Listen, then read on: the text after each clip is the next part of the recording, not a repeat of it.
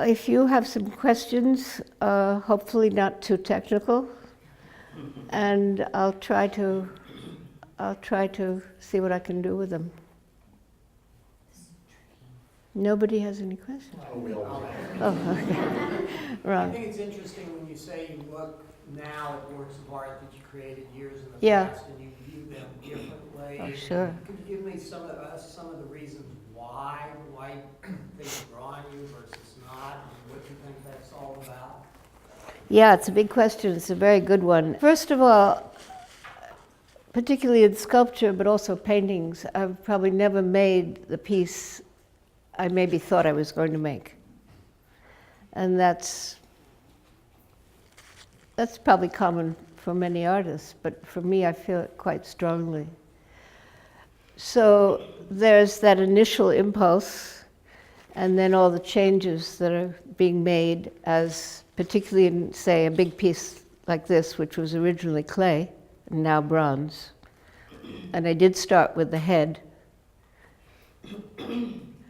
and in a sense worked down the body, and made many different pieces that are here now, which by working in sections gave me that choice. I never could have done that if I'd made one single piece.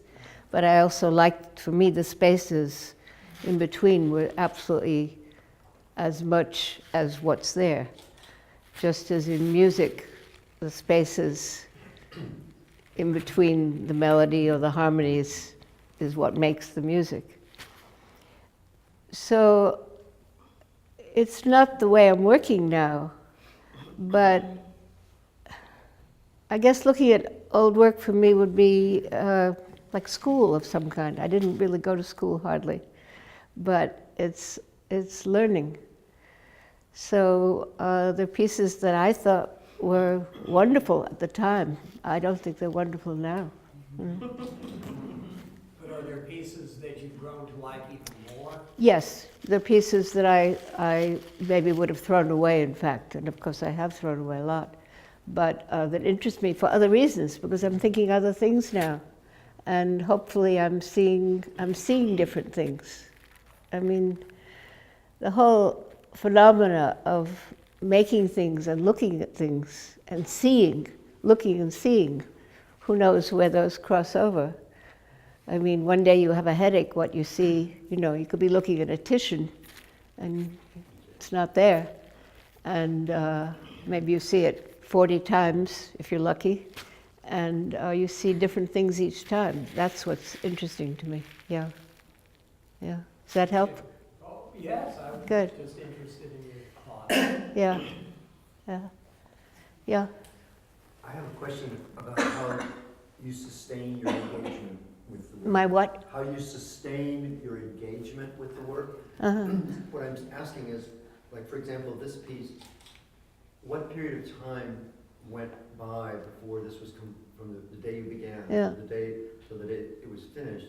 And while that was in process, did you divide your attention among other works, or do you stay focused on one piece exclusively while you're working until it's finished?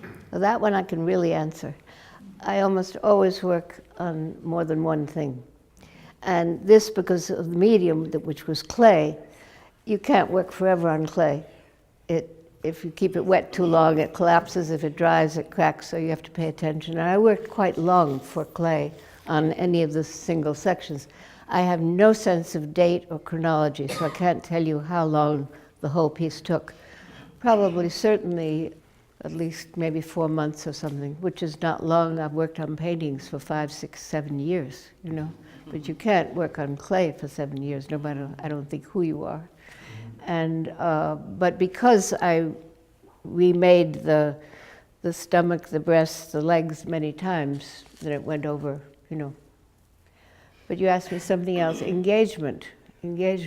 Yes, well, because drawing for me is really so it's sort of how I think how I breathe and how I take in the world as much as possible. And I always have drawn really a lot, and I always will.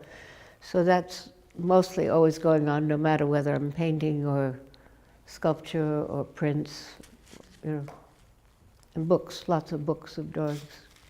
Thank you. Yeah. When I taught a lot. When I was teaching at Queens, I had students who were some first year, second year.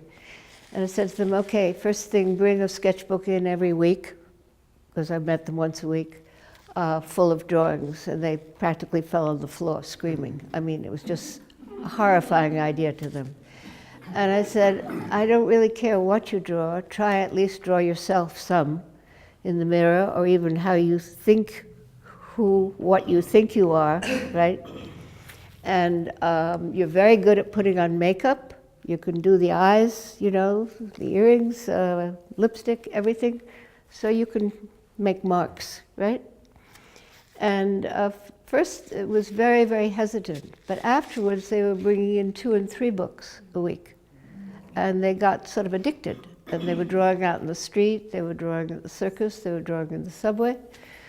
They were drawing their relatives. I said, don't show them to your relatives. They will not like it, you know. Take a photograph if you want of them, but don't show them the work, because in most cases it won't help. They'll say, it doesn't look like me, right? That's not it. So that's engagement.